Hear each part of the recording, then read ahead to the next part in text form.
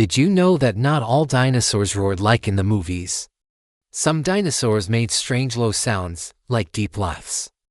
Just imagine you walking through a forest 70 million years ago and you hear a dinosaur laughing at you. It would be pretty scary.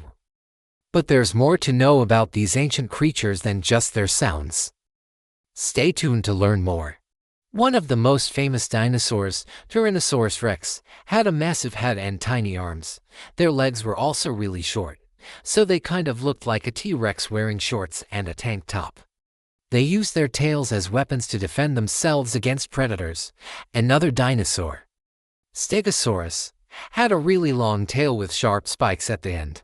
And a third dinosaur, Triceratops, had 3 horns on its head that could grow up to 3 feet long. They used their horns for fighting other dinosaurs and for showing off. So which dinosaur is your favorite? Let us know in the comments.